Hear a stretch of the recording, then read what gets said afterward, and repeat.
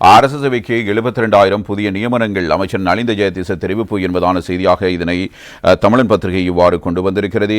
அரசு சேவையில் மொத்தம் 72,000 புதிய பணியாளர்களை இணைத்துக் கொள்வதற்கு அமைச்சரவை ஒப்புதல் வழங்கியுள்ளதாகவும் தனிப்பட்ட திணைக்களங்கள் தற்போது அதற்கான ஆட்சேர்ப்பு பணிகளை மேற்கொண்டு வருவதாகவும் அமைச்சரவை பேச்சாளரும் அமைச்சருமான நலிந்த ஜெயதிச கூறியிருக்கிற செய்தியாக இது அமைகிறது. எனவே 72,000 நியமனங்களில் 9,000 நியமனங்கள் சுகாதாரத்துறைக்கு ஒதுக்கப்பட்டுள்ளன.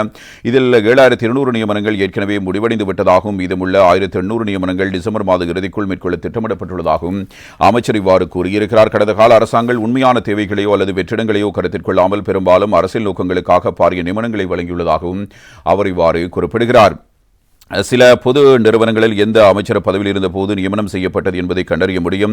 நாங்கள் அத்தகைய நடைமுறைகளை பின்பற்றவில்லை. நாங்கள் அரசியல் உள்நோக்கத்துடன் கூடிய நியமனங்களை செய்வதில்லை. ஆட்சேர்ப்பு என்பது உள்ள வெற்றிடங்கள் மற்றும் நாட்டின் பொருளாதார நிலைமைகளின் அடிப்படையில் மட்டுமே செய்யப்படுகிறது.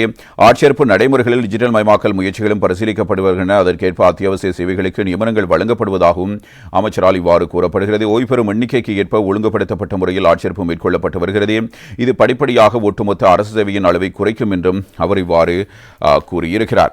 இதே நேரம் மற்றொரு செய்தி குறித்து நாங்கள் அவதானத்தினை செலுத்தலாம். இந்த தகவல் அமைச்சர் வசந்த சமரசிங்கவை மையப்படுத்தி தரப்படுகிறது. இலங்கையின் பதிப்புரிமை சட்டத்தை வலுப்படுத்த புதிய நிபுணர் குழு நியமனம் என்பதாகவே இந்த செய்தி அமைகிறது. இலங்கையின் பதிப்புரிமை அதாவது காப்பிரைட் சட்டத்தை வலுப்படுத்துவதற்காக புதிய நிபுணர் குழு ஒன்று நியமிக்கப்பட்டிருக்கிறது. இலங்கையின் பதிப்புரிமை சட்டத்தை வலுப்படுத்துவது தொடர்பாக வர்த்தக வாணிபம் உணவு பாதுகாப்பு மற்றும் கூட்டுறவு அபிவிருத்தி அமைச்சரில் நேற்று இடம்பெற்ற கலந்துரையாடலில் இது தொடர்பான தீர்மானம் எடுக்கப்பட்டிருக்கிறது.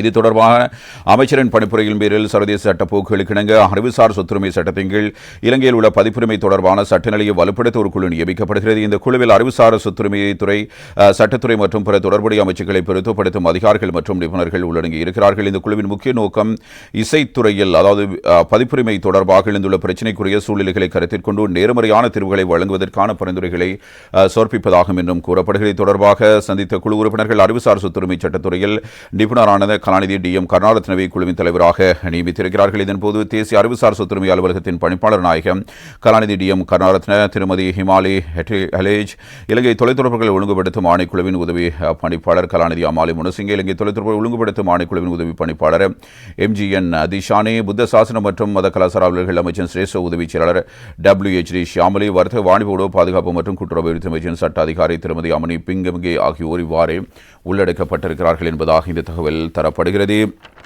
இதனிடம் மற்றொரு செய்தி இவ்வாறு வெளியாகிறது. 5,000 வைத்தியர்கள் நாட்டை விட்டு வெளியேற திட்டம், அரசு மருத்துவ அதிகாரிகள் சங்கம் அதிர்ச்சி தகவல் என்பதாகவே இந்த செய்தியை நாங்கள் இவ்வாறு காண்கிறோம். இது வீரகேசரி பத்திரிகையில் தரப்பட்டிருக்கிற செய்தி. நாட்டில் ஏற்பட்ட பொருளாதார நெருக்கடிகளால் ஏற்கனவே சுமார் 2,000 வைத்தியர்கள் வெளிநாடுகளுக்கு சென்றுள்ள நிலையில் எதிர்வரும் காலங்களில் மேலும் 5,000க்கும் மேற்பட்ட வைத்தியர்கள் நாட்டை விட்டு வெளியேறுவதற்கு ஆயத்தமாகிக் கொண்டிருக்கிறார்கள். எனவே இவ்வாறு ஆயிரக்கணக்கில் வைத்தியர்கள் மருத்துவ சேவையிலிருந்து நீங்குவதை தவிர்ப்பதற்கும் சுகாதாரத்துறையில் உள்ள இணைய பிரச்சனைகளை தீர்ப்பதற்கும் 2026 வரவு செலவு திட்டத்தினூடாக அரசாங்கம் நடவடிக்கை எடுக்க வேண்டும் என்பதான கோரிக்கை இதன் மூலம் இவ்வாறு முன்வைக்கப்படுகிறது. இதனை அரசு மருத்துவ அதிகாரிகள் சங்கம் முன்வைத்திருக்கிறது. இதன் நிறைவேற்றுக்குழு உறுப்பினரான வைத்தியர் வாசன் ரத்னசிங்கம் இது பற்றி குறிப்பிடுகிறார்.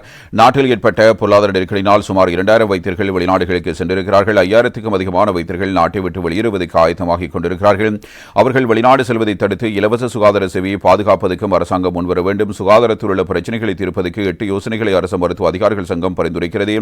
அவற்றில் பிரதானமானது விசேட வைத்திய நிபுணர்கள் மற்றும் வைத்தியர்கள் உட்பட அனைவரையும் நாட்டில் தக்க வைத்துக் கொண்டு அவர்களது பிரச்சனைகளுக்கு தீர்வினை வழங்கி மக்களுக்கு உயரிய சுகாதார சேவையை வழங்குவதற்கு அரசாங்கம் நடவடிக்கை எடுக்க வேண்டும். மேலும் வைத்தியசாலைகள், சுகாதார நிலையங்களில் நிலவும் அத்தியாவசிய மருந்து தட்டுப்பாடுகளும் நிவர்த்தி செய்யப்பட வேண்டும். மருந்து தட்டுப்பாடுகளுக்கு தீர்வு வழங்கப்பட்டால் மாத்திரமே வினைத்திறனான மருத்துவ சேவையை வழங்க முடியும். குறைந்த எண்ணிக்கையிலான வைத்தியர்களை கொண்டு சுகாதார சேவையை விரிவுபடுத்த அரசாங்கம் முயற்சிக்கிறது.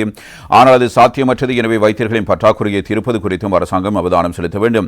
வைத்தியர்கள் மற்றும் சுகாதார பணியாளர்களின் பட்டப்படிப்பிற்கான ஒத்துழைப்புகளையும் அரசாங்கத்திடமிருந்து எதிர்பார்க்கிறோம். மேலும் நாட்டில் உள்ள ஆரம்ப பிரிவு சுகாதார சேவைகளை மேலும் வலுப்படுத்துவதற்கான நடவடிக்கைகளும் முன்னெடுக்கப்பட வேண்டும் என்பதாக அரசு மருத்துவ அதிகாரிகள் சங்கத்தின் சார்பில் வைத்தியர் வாசன் ரத்னசிங்கத்தினால் இந்த தகவல்கள் இவ்வாறு வெளிப்படுத்தப்படுகின்றன.